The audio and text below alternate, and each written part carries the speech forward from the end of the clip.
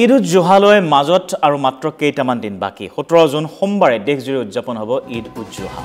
ঈদৰ বাবে ৰাজ্যৰ বিভিন্ন প্ৰান্তত পশুধন বজাৰত ব্যাপক ব্যস্ততা দেখিবলৈ পোৱা গৈছে আৰু এই ঈদতে আল্লাহৰ নামত কুৰবানী কৰা হয় পশুধন গুৱাহাটীৰ পাঞ্জাবাৰীস্থিত ছাগলী বজাৰতো ভিৰ দেখিবলৈ পোৱা গৈছে বিক্ৰীৰ বাবে বিভিন্ন প্ৰান্তৰ পৰা অনা হৈছে উন্নত মানৰ ছাগলী প্ৰায় 8-10 হাজাৰৰ পৰা আৰম্ভ কৰি 25-30 হাজাৰ টকালৈ উঠিছে একোটা ছাগলীৰ দাম ছাগলী বজাৰত কেজি হিচাপতো বিক্ৰী কৰা হয় ছাগলী প্ৰতি কিলোগ্ৰামত 550 টকাৰ পৰা আৰম্ভ হৈছে ছাগলীৰ দাম অনাগত দিনত বহিৰাজ্যৰ পৰা বিক্ৰীৰ বাবে অনা হ'ব এনে বহু ছাগলী আৰু ঈদৰ সময়ত হয়তো আৰু বৃদ্ধি পাব এনে বিশেষ ধৰণৰ ছাগলীৰ সংখ্যা বজাৰত এই মুহূৰ্তত আমি পোনপটীয়া হৈ যাব বিচাৰিছোঁ আমাৰ সাংবাদিক ৰবিউল আলমৰ ওচৰলৈ ৰবিউল ঈদ উজ জোহাৰ বাবে কি ধৰণৰ প্ৰস্তুতি বা বজাৰত ইয়াৰ প্ৰভাৱ কি ধৰণৰ দেখিবলৈ পোৱা গৈছে চাওক জগদীশ মাজত মাত্ৰ আৰু কেইটামান দিন বাকী আৰু কেইটামান দিন পাছতে বিশ্বজুৰি অনুষ্ঠিত হ'ব পবিত্ৰ ঈদ উজ জোহা আৰু ঈদ উজ জোহা উদযাপনক লৈ ব্যাপক প্ৰস্তুতি দেখা পোৱা গৈছে ৰাজ্যতো ব্যাপক প্ৰস্তুতি আৰু গুৱাহাটীৰ বজাৰত এই মুহূৰ্তত ছাগলী উভৈনদী হৈছে বিভিন্ন জাতৰ ছাগলী ইতিমধ্যে আহি পাইছে আৰু এই মুহূৰ্তত যদি মই দেখুৱাওঁ ঘাটিগাঁও সিজুবাৰীৰ দৃশ্য সিজুবাৰীত এই ধৰণে বিভিন্ন জাতৰ ছাগলী অনা হৈছে এই মুহূৰ্তলৈকে বহিৰাজ্যৰ ছাগলী যদিও অহা নাই আমাৰ যিসমূহ থলুৱা ছাগলী সেই থলুৱা ছাগলীৰে এতিয়া ভৰি পৰিছে ছাগলী বজাৰ আৰু এই ছাগলীসমূহ যিসমূহ দাম সেই দামসমূহ আচলতে কেজি হিচাপত নিৰ্ধাৰণ কৰা হৈছে প্ৰতি কেজি 550 টকাৰ পৰা নিৰ্ধাৰণ কৰা হৈছে ছাগলী আৰু এই ছাগলীৰ এটাৰ কথা যদি কওঁ আমি এই ছাগলী প্ৰায়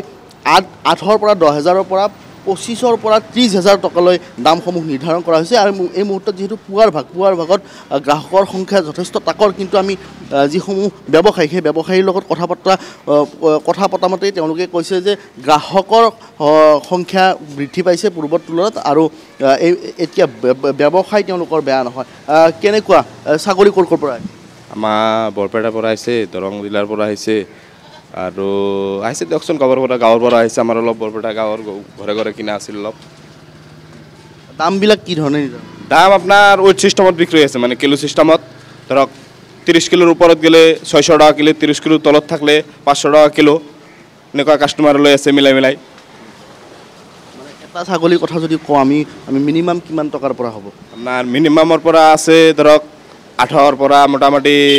30লৈকে আছে ৱেট আহিব আমাৰ 20ৰ পৰা মোটামুটি 50-52 কিলোৰ পৰা আছে ৱেট 8,000 টকীয়া ছাগলীটোত কেজিমান মোটামুটি ধৰক 16-18 কিলোমান আহিব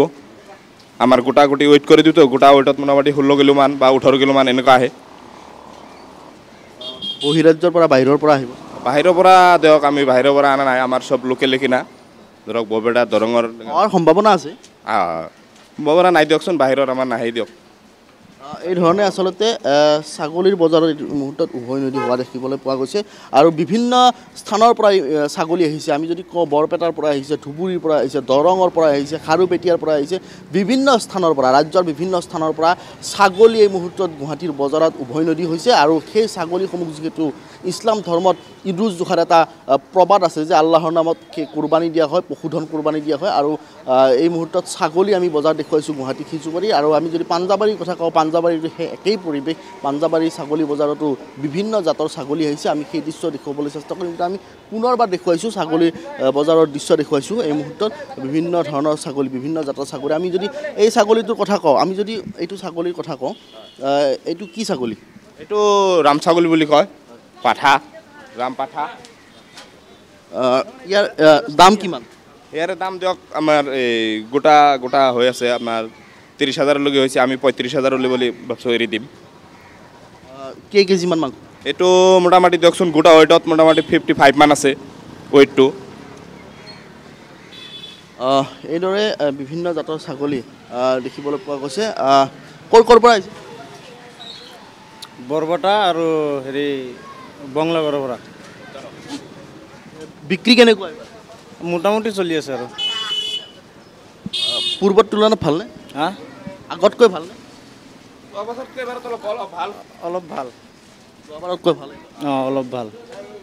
পূৰ্বৰ তুলনাত এইবাৰৰ ছাগলীৰ বজাৰত গ্ৰাহকৰ সমাদৰ যথেষ্ট পাইছে ব্যৱসায়ীসকলে আৰু সেই কথা ইতিমধ্যে জনাইছে আৰু আমি দেখুৱাইছোঁ এইসমূহ ছাগলী প্ৰায় 8-10 হাজাৰৰ পৰা 25-30 হাজাৰ টকালৈকে নিৰ্ধাৰণ কৰা হৈছে দামসমূহ আৰু যিহেতু বিভিন্ন জাতৰ ছাগলী আহিছে বহিৰাজ্যৰ পৰা আহিছে আৰু দামসমূহো যথেষ্ট পূৰ্বৰ তুলনাত বৃদ্ধি পাইছে পূৰ্বতকৈ দাম বৃদ্ধি পাইছে দাম অলপমান বৃদ্ধি পাইছে কিমান মান আপোনাৰ 10-15 হাজাৰৰ খাচীটো আপোনাৰ 17,000 এনেকুৱা হৈছে আৰু আপোনাৰ 5,000 to 8,000 হৈছে এনেকুৱা হৈছে গ্ৰাহক কেনেকৈ গ্ৰাহক আছে ঠিকে আছে গ্ৰাহক আছে জগদীশ আমি দেখুৱাই আছোঁ যে যিসমূহ এই ছাগলীসমূহ যিটো বাহিৰৰ পৰা আহিছে আৰু তেওঁলোকে এটা কথা উল্লেখ কৰিছে যে পূৰ্বৰ তুলনাত কিছু